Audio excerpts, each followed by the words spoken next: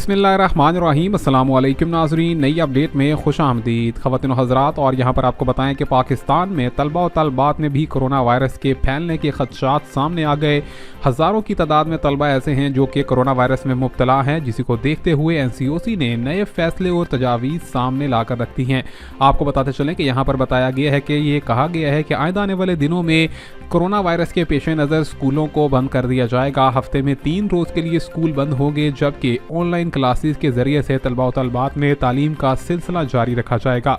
ये भी बताया गया है कि पाकिस्तान के अंदर आइंदा आने वाले दिनों में तालीमी मराकज़ को मज़ीद कई रोज़ के लिए बंद करके उनको ऑनलाइन क्लासेस में तब्दील कर दिया जाएगा, जिसी के साथ साथ पाकिस्तान में कोरोना वायरस के फैलने को रोका जा सकता है। ताहम यह भी बताया गया है कि 9 साल से ऊपर और 12 साल से ऊपर के तमाम तर तलबा और तलबात को वैक्सीनेशन करवाना अब लाजमी करार दे दिया गया है।